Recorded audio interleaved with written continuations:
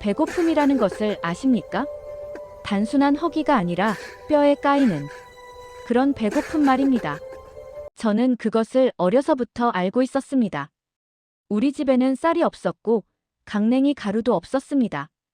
풀을 뜯어먹고 나무 껍질을 벗겨 끓여 마셨습니다. 그것이 북한에서의 일상이었습니다. 그런데 2005년 그 겨울, 무언가 달라졌습니다. 아버지가 돌아오지 않은 겨울이었습니다. 탄광에서 일어난 사고라고만 들었습니다. 더 이상의 설명은 없었습니다. 그 다음 날부터 어머니는 더 이상 말을 하지 않았습니다. 제 누나와 저는 어머니의 침묵 속에서 무엇을 해야 할지 몰랐습니다. 제 누나는 30이었지만 마치 70 노인처럼 보였습니다. 곡창이라던 함경도. 그곳이 왜 이렇게 죽어가고 있는지 아무도 설명해주지 않았습니다. 라디오에서는 계속 우리는 풍요롭다고 말했습니다. 하지만 제 손가락은 점점 더 가늘어지고 있었습니다. 뼈만 앙상하게 드러나는 손가락. 그것이 배고픔의 증거였습니다. 그 밤, 저는 결정했습니다. 죽든지 살든지 더 이상 여기에 있을 수 없다고요. 제 생각에는 죽음도 나쁘지 않아 보였습니다. 적어도 고통이 끝날 테니까요. 그래서 저는 떠나기로 했습니다. 어머니 몰래, 누나도 모르게. 이것은 제 이야기입니다. 제가 어떻게 죽음의 문턱에서 벗어났는지, 그리고 무엇을 보았는지, 무엇을 잃었는지에 관한 이야기입니다. 지금부터 시작합니다. 이 이야기를 끝까지 들으셔야 하는 이유가 있습니다. 아래 구독 버튼을 눌러주세요. 이것은 단순한 탈출기가 아닙니다. 이것은 한 인간이 어떻게 체제의 감시 속에서 눈을 뜨게 되었는지, 그리고 그 깨달음이 얼마나 위험했는지에 관한 기록입니다. 저는 1983년에 태어났으니까 18살 때부터 정말 심한 배고픔을 느끼기 시작했습니다. 1990년대 중반부터 시작된 고난의 행군이라던 시대가 2000년대로 접어들어도 끝나지 않았던 거죠. 해산은 함경북도의 국경도시였습니다. 두만강을 사이에 두고 중국과 마주하고 있었죠. 그곳에서 저는 어른이 되어갔습니다. 아침을 깨우는 것은 종소리였습니다.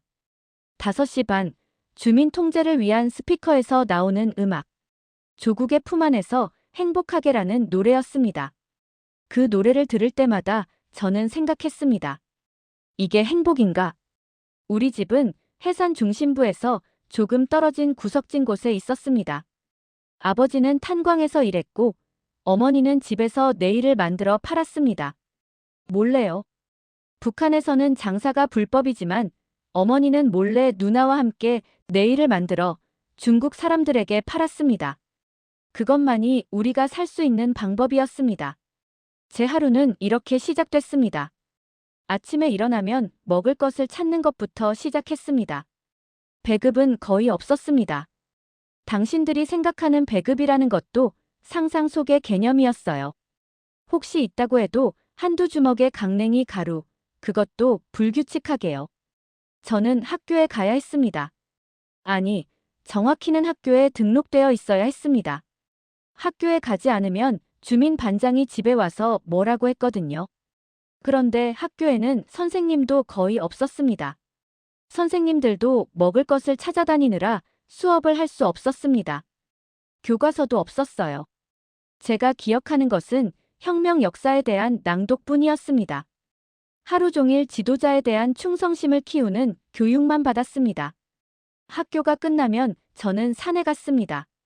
나무 껍질을 벗기러요. 봄에는 새싹을 따고, 여름에는 풀을 뜯고, 가을에는 도토리를 줍고, 겨울에는 정말 힘들었습니다. 눈이 소복이 덮여 있어도 흙을 파서 건초를 찾아야 했습니다.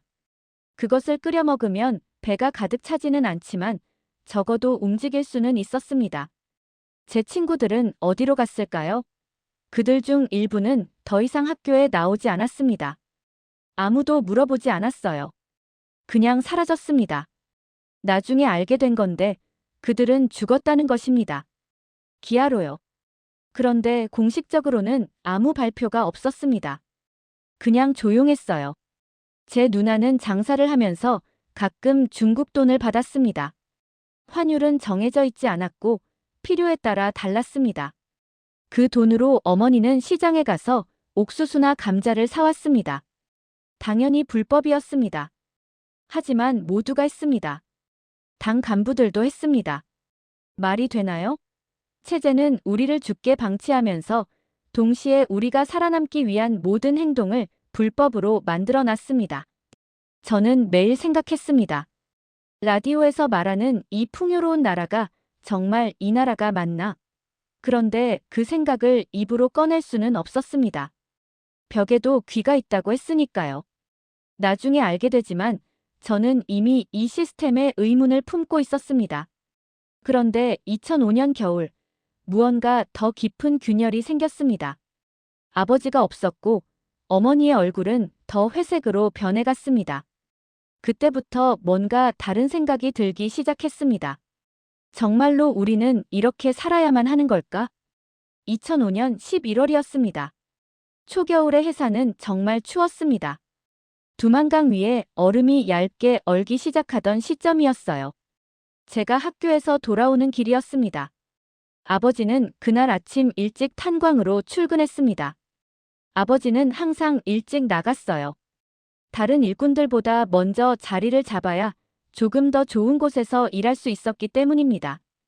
어머니가 나를 부르는 목소리는 정상적이지 않았습니다.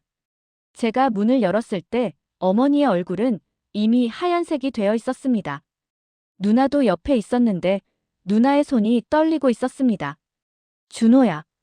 아버지가. 어머니는 말을 잇지 못했습니다. 대신 누나가 말했습니다. 탄광이 무너졌대. 아버지가. 아버지가 뭐? 응급실에 있어. 아버지가 살아있다는 뜻이었습니다. 저는 그때 조금 안심했습니다. 나중에 생각해보니 정말 어리석은 생각이었어요.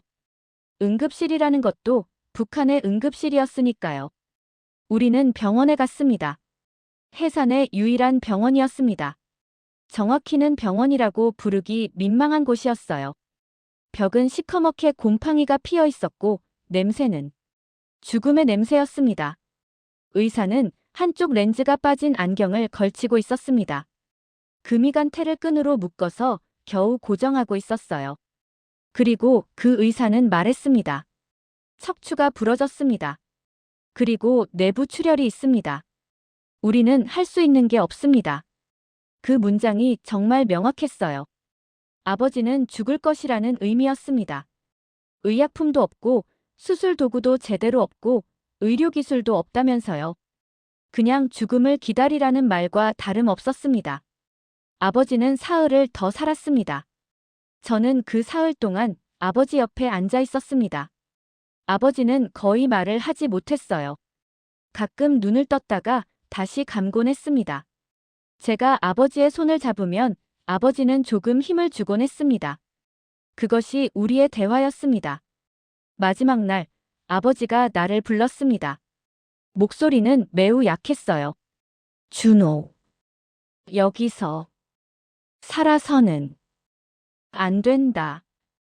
나가거라. 그게 아버지의 마지막 말이었습니다. 제가 아버지, 뭐라고요? 라고 물었지만 아버지는 더 이상 대답하지 않았습니다. 아버지는 그날 밤 11시쯤 숨을 거두었습니다. 장례식은 없었습니다. 북한에서는 장례식을 거창하게 할 수 없었거든요. 시신은 당국에서 처리했습니다. 어디로 갔는지는 아무도 말해주지 않았습니다. 우리는 고인을 추도할 수도 없었습니다. 그냥 아버지가 사라진 것입니다. 그 후로 집에는 정적만 남았습니다. 어머니는 말이 없어졌어요. 아침부터 저녁까지 일만 했습니다.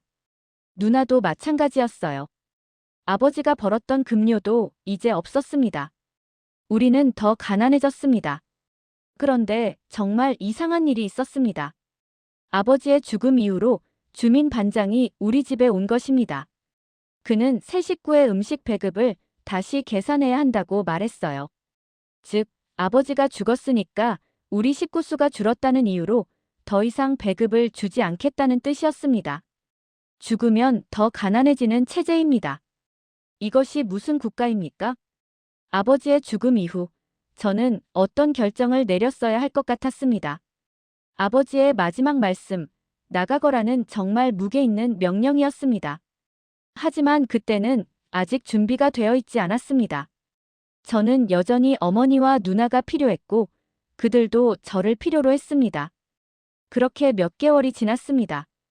그리고 그 겨울, 저는 정말 운명 같은 일을 겪게 됩니다. 그 일이 저를 완전히 다른 생각으로 변화시킵니다. 아버지가 돌아가신 지 석 달 정도가 지났을 때였습니다. 2006년 겨울이 다가오고 있었어요. 제 누나는 계속 네일을 만들어 판매하고 있었습니다. 그것만이 우리가 살 수 있는 방법이었거든요. 저도 누나를 도울 방법을 찾고 싶었습니다. 그때 제 친구 동철이가 말했어요. 너도 함께 국경 장사를 해볼래? 국경 근처에 사는 우리들에게 중국과의 밀거래는 그리 낯선 일이 아니었습니다. 하지만 저는 한 번도 직접 해본 적이 없었어요. 그날이 제 인생을 바꾸는 첫 번째 발걸음이었습니다. 동철이와 저는 두만강 근처로 갔습니다. 강의 북쪽은 북한, 남쪽은 중국이었어요. 겨울이라 강이 얼어 있었습니다. 동철이는 강이 완전히 얼면 걸어서 건넌다고 말했어요. 하지만 우리는 건너지 않았습니다. 그저 강가에 있는 작은 오두막 같은 곳에 갔어요. 거기서 밀수꾼들을 만났습니다. 그들은 중국에서 온 사람들이었습니다. 제가 처음 본 외국인들이었어요. 그들은 북한 사람들과 달랐습니다. 얼굴이 더 둥그렇고 옷도 다르고 무엇보다 자신감이 달랐습니다. 그들은 웃으면서 말했어요. 여기 뭔가 팔 게 있냐? 동철이는 밀수꾼들과 대화를 나누기 시작했습니다. 저는 그들의 대화를 듣고만 있었어요. 그리고 그 순간 제 인생이 바뀌는 대화를 들었습니다. 한 밀수꾼이 다른 밀수꾼에게 중국말로 말했습니다. 저는 중국말을 할 줄 몰랐지만 북한에서는 국경 지역에 사는 사람들이 기본적인 중국말을 조금씩 알 수 있었어요. 특히 숫자와 기본 인사말, 그리고 물건값에 관련된 단어들요. 이 녀석들, 정말 형편없네. 저리 굶고 있으니까. 그 다음 말이 중요했습니다. 우리 중국에서는 이 정도면 그냥 밥 한 끼도 못 사는 값인데. 저 친구들 나라는 정말 지옥이네. 그 순간 정말 뭔가 바뀌었어요. 제 머리에 번개가 떨어진 것 같았습니다. 아, 다른 세상이 있구나. 우리가 사는 이곳이 전부가 아니구나. 저는 그날부터 자주 국경 근처에 갔습니다. 동철이와 함께요. 명목상으로는 무언가를 팔기 위해서였지만 실제로는 저는 듣고만 있었습니다. 중국 사람들의 말을 듣고 그들의 행동 방식을 관찰했어요. 그들은 자유로워 보였습니다. 원하는 말을 하고 원하는 대로 움직이고 아무도 그들을 감시하지 않는 것 같았어요. 반면 우리 쪽에는 항상 보안원들이 있었습니다. 국경을 감시하는 군인들이요. 그들은 무섭게 보였습니다. 총을 가지고 있었고 얼굴은 항상 냉정했어요. 한 번은 정말 위험한 일이 있었습니다. 보안원이 저를 발견했어요. 저는 그때 얼마나 두려웠는지 모릅니다. 가슴이 쿵쿵거렸어요. 하지만 동철이가 빠르게 개입했습니다. 그는 보안원 아저씨를 알고 있었나 봐요. 몇 마디 말을 나누고 돈을 주는 것 같았어요. 나중에 알게 된 건데 보안원들도 이런 일에 연루되어 있었습니다. 모두가 생존을 위해 불법을 하고 있었어요. 그 경험 이후로 저는 중국에 대해 계속 생각했습니다. 그곳은 어떤 곳일까? 정말 우리가 살 수 있는 곳일까? 그곳에는 배고픔이 없을까? 그곳에서는 사람들이 자유롭게 말할 수 있을까? 그리고 정말 중요한 깨달음이 하나 더 있었습니다. 국경을 건너는 것이 불가능하지 않다는 것이에요. 사람들은 강을 건너고 있었어요. 밀수꾼들도 있었고 도움을 주는 사람들도 있었습니다. 물론 위험했지만 완전히 불가능한 것은 아니었습니다. 그 겨울, 저는 두 개의 생각을 동시에 가지고 있었습니다. 한 가지는 두려움이고 다른 한 가지는 희망이었습니다. 두려움은 현재의 고통에서 비롯된 것이었어요. 하지만 희망은 새로운 것이었습니다. 다른 세상이 정말 존재한다는 희망 말이에요. 2006년 봄이 되면서 제 마음은 점점 더 움직이기 시작했습니다. 어머니는 여전히 침묵했고 누나는 더 열심히 일했습니다.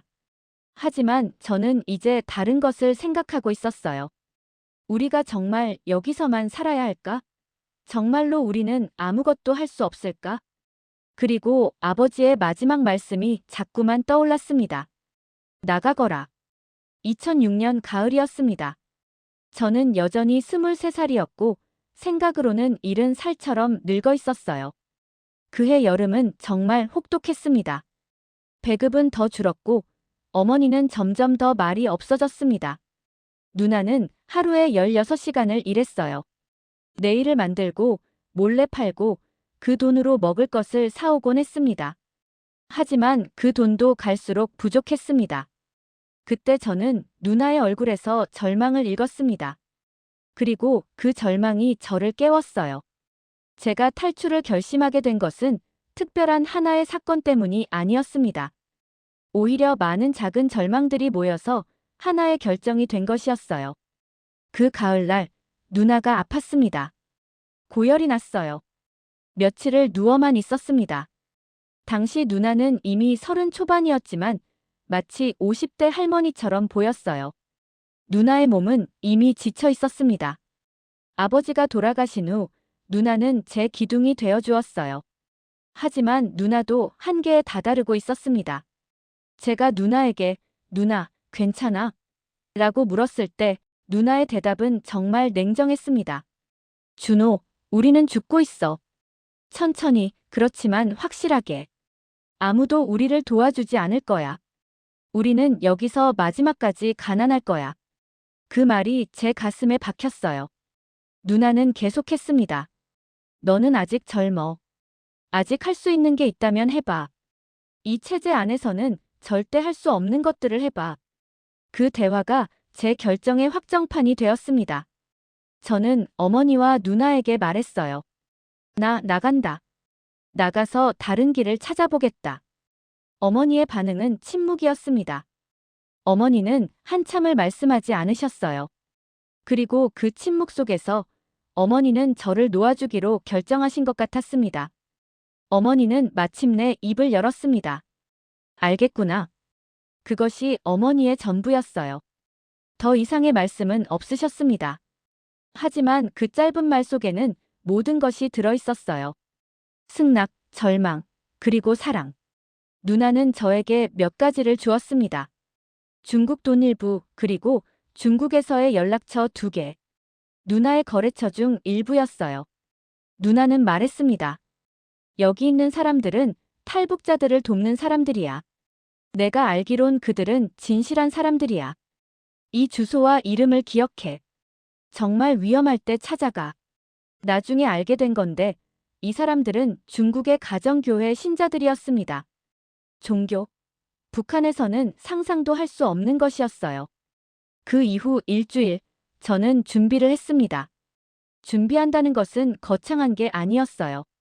조금 더 따뜻한 옷을 챙기고 강을 건널 때 필요한 물품들을 숨겨두는 것 정도였습니다. 동철이에게도 말했어요. 동철이는 저를 말렸습니다. 미쳤냐? 강을 건너면 죽어. 중국에서 잡히면 더 끔찍해. 그 말이 맞았어요. 아주 위험한 일이었습니다. 하지만 저는 생각했습니다. 정말로 우리가 여기서 살 수 있을까? 우리가 여기서 계속 가만히 앉아 있으면 우리는 천천히 죽는 게 아닐까? 빠르게 죽든 천천히 죽든 결국 죽음 아닌가? 그 대화 이후로 동철이는 제 계획을 도와주기로 했어요. 정확히는 강을 건널 때를 알려주기로요. 저는 그 밤을 기다렸습니다. 2006년 11월의 그 추운 밤을 말이에요. 마지막 밤, 저는 어머니 옆에 누워 있었습니다. 어머니는 잠을 자지 않고 계셨어요. 제 등에 손을 얹으시고 계셨습니다.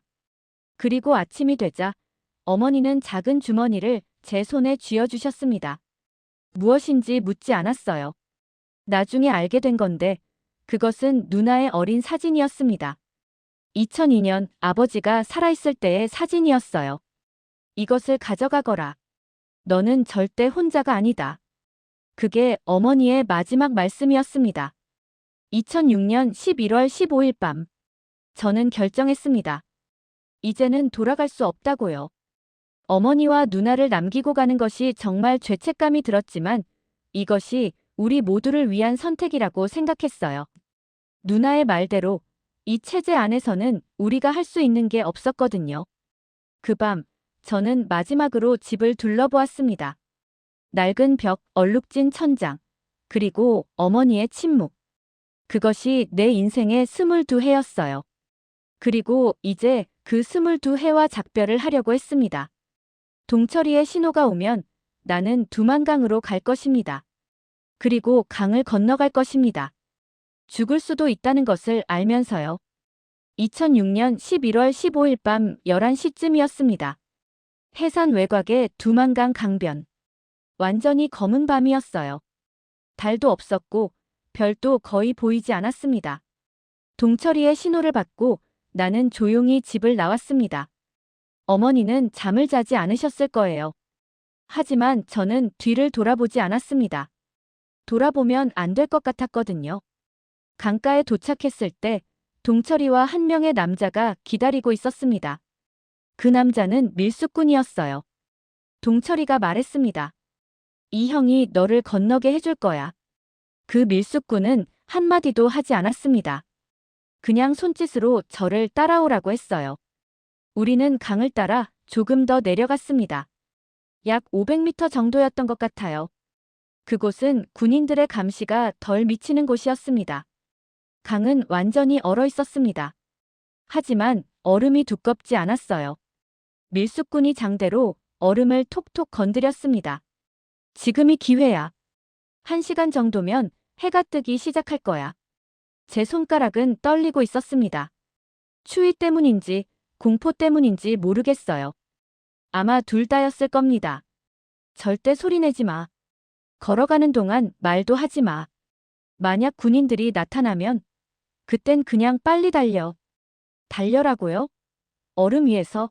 하지만 저는 고개를 끄덕였습니다. 밀수꾼이 먼저 얼음 위로 내려갔어요. 저는 그를 따랐습니다. 첫 발을 내딛는 순간 제 가슴은 쿵 내려앉았습니다. 얼음이 부서질까봐 정말 두려웠거든요. 하지만 얼음은 제 무게를 견뎌냈습니다. 그 다음부터는 정말 초현실적이었어요. 검은 밤, 얼음으로 덮인 강, 그리고 제 발걸음의 소리만 들렸습니다. 나는 계속 생각했습니다. 우리가 지금 중간쯤에 있을 거야. 그럼 반은 왔다는 거야. 조금만 더, 조금만 더. 밀수꾼이 시그널을 줬어요. 그것은 조용히 멈추라는 의미였습니다. 위에서 무언가 소리가 났거든요. 군인들의 발소리였어요. 초소를 돌고 있는 것 같았습니다. 제 심장이 멈춘 줄 알았습니다. 이제 끝이구나. 여기서 잡히는 거구나. 나는 죽을 거야. 하지만 밀수꾼은 여전히 차분했어요. 그는 저를 낮게 눕히라고 손짓했습니다. 나는 얼음 위에 엎드렸습니다. 정말 추웠어요. 얼음이 제 피부를 깨물고 있었습니다. 군인들의 발소리가 가까워졌다가 멀어졌습니다. 5분은 오래 느껴졌어요. 아마 100년처럼요. 그리고 다시 침묵. 밀수꾼이 저를 일으켜 세웠습니다. 그리고 다시 걷기 시작했어요. 이제 더 빨리요. 거의 다 왔어. 저 검은 덤불이 보이지? 저게 중국 쪽이야. 나는 그것을 본 것이 아니었습니다. 하지만 그 말을 들었을 때 뭔가 제 안에서 터져 나왔어요. 눈물, 희열, 공포.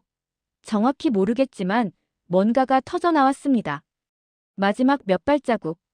밀수꾼이 먼저 얼음 끝에서 뛰어내렸어요. 그리고 제 손을 잡아 끌어냈습니다. 저는 거의 넘어질 뻔했어요. 우리는 덤불 속으로 들어갔습니다. 그리고 멈췄습니다. 밀수꾼은 제 얼굴을 보고 말했습니다. 이제 그는 처음으로 제게 말을 걸었어요. 축하해. 넌 이제 중국 사람이야. 적어도 육체는 말이지. 하지만 정신은 더 위험할 거야. 그 말이 무슨 뜻인지 그땐 몰랐습니다. 하지만 곧 알게 되었어요. 그 순간 저는 해방감을 느꼈습니다. 나는 강을 건넜다. 나는 살았다. 하지만 동시에 뭔가 이상한 감정이 들었어요. 죄책감 같은 거요. 어머니와 누나가 저 건너편에 있는데 나는 여기 있다. 이게 정말 옳은 선택일까? 하지만 생각할 시간은 없었습니다. 밀수꾼이 계속 움직이라고 재촉했거든요. 우리는 더 깊은 숲으로 들어갔습니다. 그리고 그곳에서 저는 중국이라는 나라를 맞이했습니다. 하지만 그것은 제가 상상했던 자유의 나라가 아니었습니다. 두만강을 건넌 후 밀수꾼은 저를 어느 작은 마을로 데려갔습니다. 해산 건너편의 중국 마을이었어요. 이름은 기억나지 않지만 매우 낡고 작은 곳이었습니다. 밀수꾼은 제게 말했습니다. 여기 있는 동안은 절대 밖으로 나가지 마. 그리고 누구에게도 말하지 마. 넌 불법 체류자야. 불법 체류자. 그 말이 무슨 뜻인지 그때는 몰랐습니다. 하지만 곧 알게 되었어요. 그것은 매우 위험한 상태라는 뜻이었습니다. 중국은 제가 상상했던 곳이 아니었습니다. 자유롭다고 생각했던 곳이 정말 자유로운 곳은 아니었어요. 적어도 저에게는요. 밀수꾼은 저를 한 가정으로 보냈습니다. 거기서는 저와 비슷한 상황의 탈북자들이 여러 명 있었습니다. 모두 숨어서 살고 있었어요. 그 가정의 주인은 한 기독교 신자였습니다. 누나가 말했던 그 가정교회 사람들이었어요. 넌 여기서 몇 개월 머물 거야. 그동안 우리는 너를 남쪽으로 데려갈 방법을 찾을 거야. 남쪽? 한국을 말하는 거였어요. 하지만 그것도 절대 쉬운 일이 아니었습니다. 그 가정에 머무는 동안 저는 정말 많은 것을 봤어요. 다른 탈북자들의 이야기를 들었습니다. 한 여자는 중국에서 팔려갔다고 했어요. 농촌 지역의 남자에게 강제로 결혼당했다고요. 또 다른 탈북자는 공안에게 잡혀갔습니다. 나중에 알게 된 건데 그는 북한으로 송환됐대요. 공안은 정말 무섭게 보였습니다. 그들이 순찰을 돌 때면 우리는 모두 숨어야 했어요. 창문 커튼을 치고 조용히 앉아만 있어야 했습니다. 한 번은 정말 위험한 일이 있었습니다. 공안이 우리가 머물던 집을 들이닥쳤어요. 뭔가 신고가 있었나 봐요. 우리는 모두 창고 같은 곳으로 숨었습니다. 저는 그곳에서 1시간을 앉아만 있었어요. 숨을 쉬기도 무서웠습니다. 그 순간 저는 생각했습니다. 아, 나는 여기서도 감옥에 있구나. 다만 형태가 다를 뿐이구나. 그 가정교회 사람들은 정말 친절했어요. 저와 다른 탈북자들을 먹여주고 입혀주고 때로는 의료 도움도 줬습니다. 하지만 그들도 자신들이 하는 일이 얼마나 위험한지 알고 있었어요. 중국 정부는 탈북자들을 돕는 사람들을 강하게 처벌합니다. 저는 거기서 한 목사님을 만났습니다. 한국 사람이었어요. 그는 자신의 정체를 거의 드러내지 않았지만 저는 알았습니다. 그는 탈북자들을 도와 한국으로 보내는 일을 하고 있었어요. 목사님은 저에게 물었습니다. 너는 왜 탈출했니? 저는 조용히 대답했어요. 살기 위해서입니다. 목사님은 크게 웃었습니다. 그리고 말씀했어요. 좋아. 그렇다면 넌 올바른 길을 걷고 있는 거야. 하지만 이 길은 끝나지 않았어. 아직 더 위험한 부분이 남아있어. 저는 그때 정말 많은 것을 느꼈습니다. 북한에서는 이런 종교적 신념을 가진 사람이나 그를 도와주는 행동 자체가 극형에 가까운 벌을 받아요. 하지만 여기서는 사람들이 그렇게 자신의 신앙을 위해 행동하고 있었습니다. 그것이 정말 신기했어요. 제가 그 가정에 있던 기간 동안 저는 다양한 것들을 배웠습니다.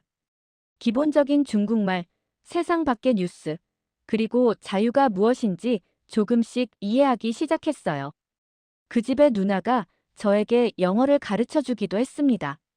하지만 동시에 저는 정말 깊은 불안감을 느꼈어요. 이 안전함도 영구적이지 않다는 것을 알고 있었거든요. 공안에 잡히거나 아니면 북한으로 송환당할 수도 있었습니다. 그리고 그렇게 되는 날, 나는 끝날 거라고 생각했어요. 4달째 되던 날, 목사님이 저에게 말씀했습니다. 이제 다음 단계로 가야 할 때야. 동남아로 가는 거야. 거기서 한국 대사관에 난민 신청을 할 거야. 동남아? 그것도 처음 들었어요. 하지만 저는 목사님을 믿기로 했습니다. 이 사람들이 저를 죽이려 하지는 않았으니까요. 중국에서의 4달은 정말 길었습니다. 북한에서의 22해만큼 길었어요. 제가 배웠던 것은 이것입니다. 자유란 절대 주어지는 것이 아니라는 것. 자유는 싸워야 얻을 수 있다는 것. 그리고 그 싸움은 한 번에 끝나지 않는다는 것. 이제 저는 중국을 떠나야 했습니다. 동남아로 가야 했어요. 또 다른 국경을 넘어야 했습니다. 또 다른 위험에 직면해야 했습니다. 하지만 이제 저는 알았어요. 절망 속에서도 도움을 주는 사람들이 있다는 것을요. 2007년 3월.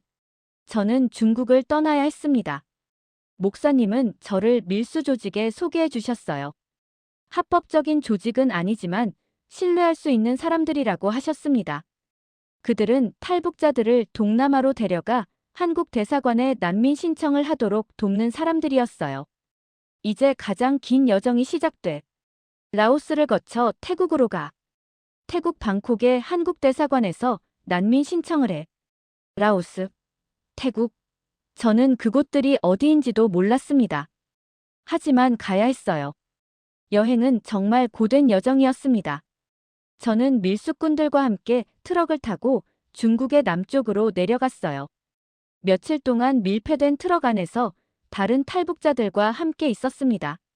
환기도 잘 안 되고 음식도 제한적이었어요.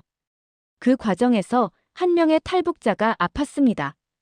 고열이 났어요. 하지만 밀수꾼들은 멈추지 않았습니다. 계속 가야 했거든요. 라오스 국경에 도착했을 때는 정말 위험한 상황이었습니다.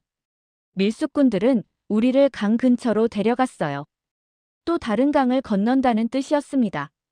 여기는 메콩강이야. 건너면 라오스다. 이 강을 건너면 더 이상 돌아갈 수 없어. 알겠지? 알겠다고 고개를 끄덕였지만 저는 정말 겁이 났어요. 얼음 위를 건너는 것도 힘들었는데 이번엔 물이었습니다. 물이 흐르고 있었어요. 깊이도 알 수 없었고 온도도 몹시 차가워 보였습니다. 밀수꾼들은 튜브 같은 것을 꺼냈습니다. 잠수함 같은 형태였어요. 그들은 우리를 그 안에 집어넣고 강을 건넜습니다. 저는 거의 익사할 뻔했어요. 물이 자꾸만 튜브 안으로 들어왔거든요. 제 옆에 있던 탈북자 여자분이 계속 기침을 했습니다. 라오스에 도착한 후에는 또 다른 문제가 있었습니다. 저희는 라오스에서 불법 체류자였어요. 라오스 경찰에게 잡히면 감옥에 가거나 북한으로 송환당할 수 있었습니다. 그래서 우리는 계속 이동해야 했습니다. 밀수꾼들은 우리를 버스에 태웠어요. 관광객처럼 보이기 위해 가짜 서류를 주었습니다. 저는 손도 떨리고 얼굴도 창백했는데 관광객이라고 정말 말이 되지 않았어요. 하지만 어쩔 수 없었습니다. 버스를 타고 가면서 저는 창밖을 봤습니다. 라오스의 풍경이었어요. 산, 나무, 사람들. 모두가 북한과 다르게 보였습니다. 사람들의 얼굴에는 생기가 있었어요. 배고픔으로 죽어가는 사람의 표정이 아니었습니다. 태국에 도착했을 때 저는 거의 무너져 내릴 뻔했어요. 너무 오래 움직였어요. 너무 오래 두려워했어요. 너무 오래 숨을 쉴 수 없었어요. 방콕에 도착한 후 밀수꾼들은 우리를 호텔처럼 보이는 곳에 넣었습니다. 정확히는 탈북자들을 보호하기 위한 안전 가옥이었어요. 한국 대사관은 여기서 한 블록 떨어져 있어. 내일 아침에 가. 다음 날 아침, 저는 한국 대사관 앞에 서 있었습니다. 긴 건물, 태극기가 걸려 있었어요. 그 깃발을 보는 순간 정말 많은 감정이 올라왔습니다. 대사관 직원들은 저를 면접했어요. 제 이야기를 들었습니다. 북한에서 어떻게 살았는지, 왜 탈출했는지, 어떤 고통을 겪었는지. 당신은 난민으로 인정됩니다. 한국으로 갈 수 있습니다. 그 말을 들었을 때 저는 정말 울고 싶었어요. 하지만 울지 않았습니다. 제 안에 뭔가 남아 있었거든요. 아직 끝나지 않았다는 느낌이요. 한국으로 가는 비행기 표를 받았을 때 제 손가락이 또 떨렸습니다. 이게 정말 끝일까? 이게 정말 안전할까? 하지만 이번엔 두려움이 아니라 희망의 떨림이었습니다. 비행기를 타고 하늘 위로 올라갔을 때 저는 아래를 봤습니다. 중국, 라오스, 태국. 모든 것이 점점 작아지고 있었어요. 그리고 점점 더 작아지면서 저는 깨달았습니다. 아, 나는 나왔다. 정말로 나왔다. 비행기가 인천공항에 내렸을 때 저는 무릎을 꿇었습니다. 제 다리가 떨렸어요. 제 몸 전체가 떨렸습니다. 공항 게이트를 통과할 때 한국 직원이 저를 맞이했습니다. 그리고 말씀했어요.